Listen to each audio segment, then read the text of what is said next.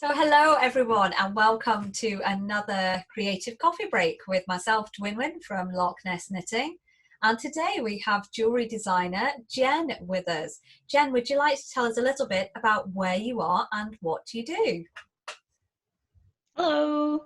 So I'm Jen. I'm based in Glasgow in the East End, and I'm a designer. At the moment, I'm designing a lot of jewellery, metalwork, so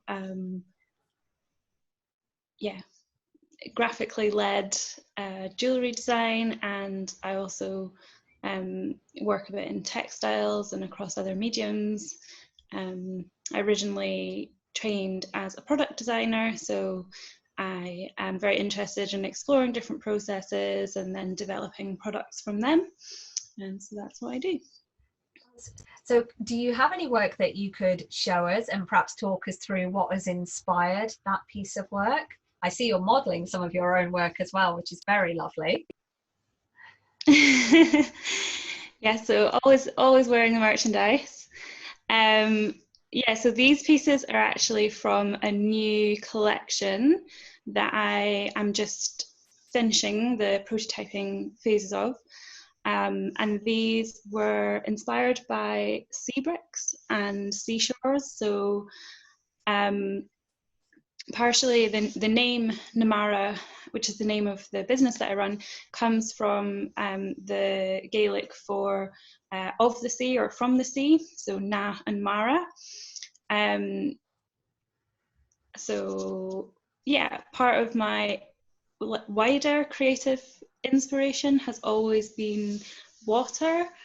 I feel most creative around water. It's my way of thinking, and all of my best thoughts come where I'm in or around water. So that's where the name of the company came from. And so this new collection is really inspired by the seashore and sea bricks. I'll just run away and get a sea brick.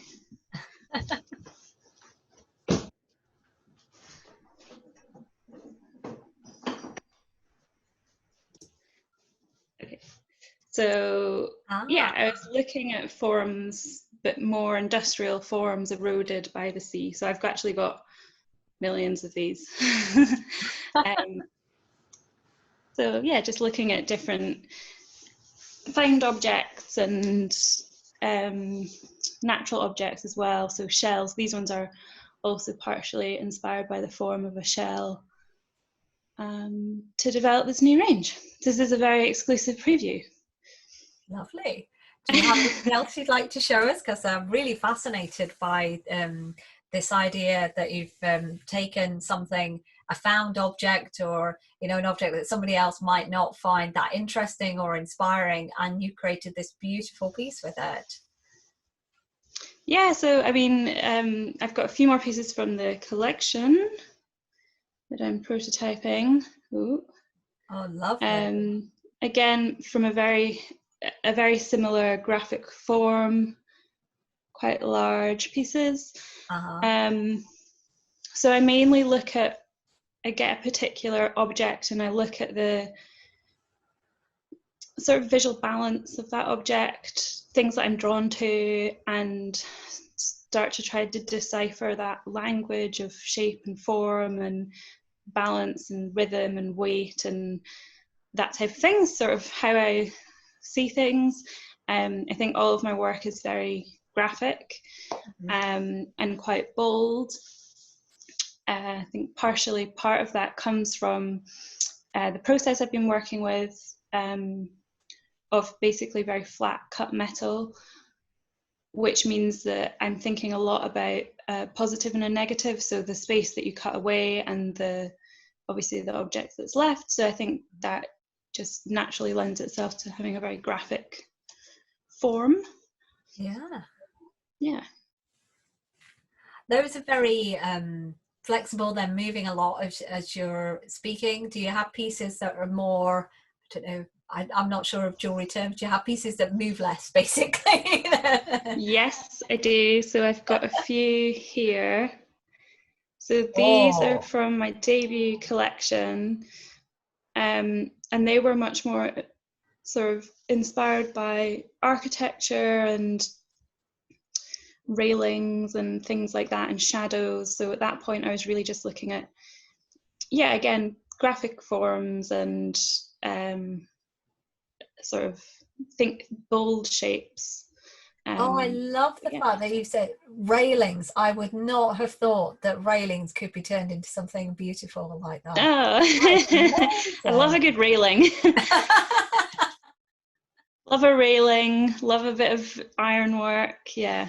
So quite a lot of the time, I suppose, an urban landscape or, architectural details, even just shapes, little mini compositions that I see in the world are what sort of gets me thinking, oh, that's a really amazing juxtaposition of shape. And of course, you're based in Glasgow and have trained in Glasgow, which is full of very interesting architectural details if one takes the time to stop and look at it. Yes. Yeah. Do you have if you look up, it's places? Yeah. Well, I mean, I love Glasgow. I love it all. But I love all the green spaces actually as well. So we've got the botanics and just loads of really nice parks. I like all the glass houses and things. But yeah, in general, I think, well, Glasgow's got such a distinctive look architecturally, the old Victorian tenements.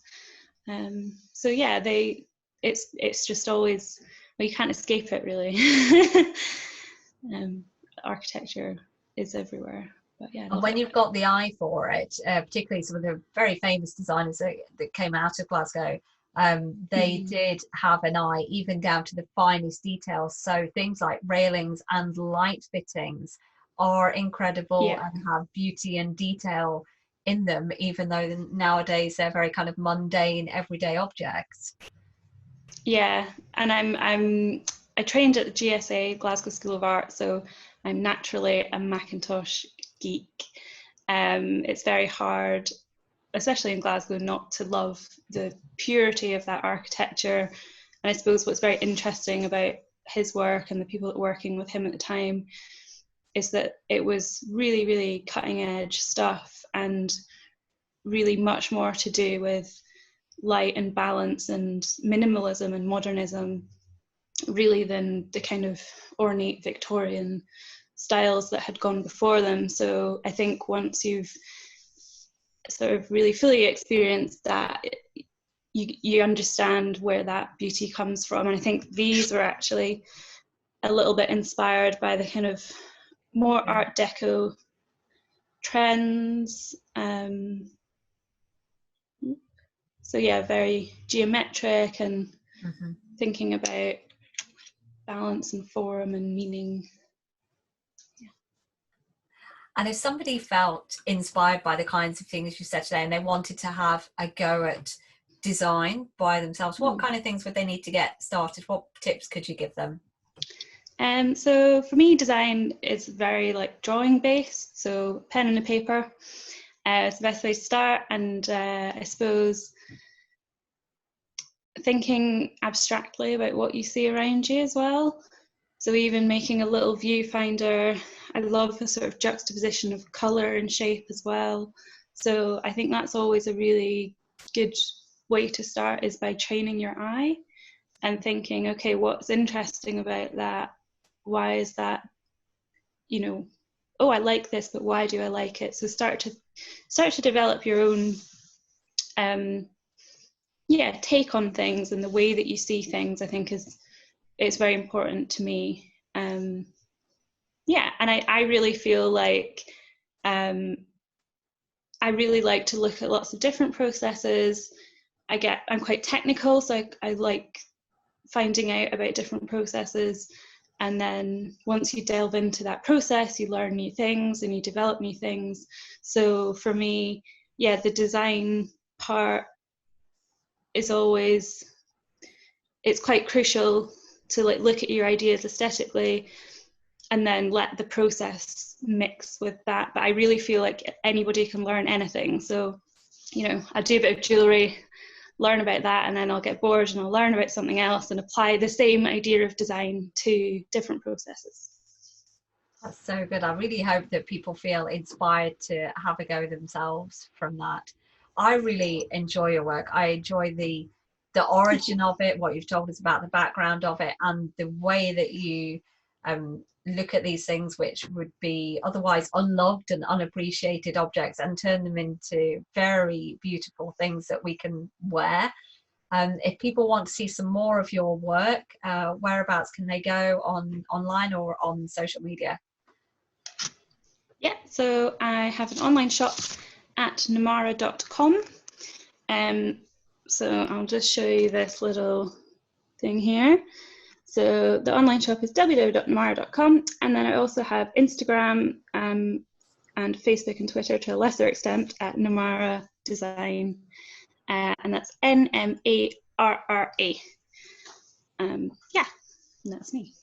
Thank you. Thank you so much for joining us for our Creative Coffee Break today.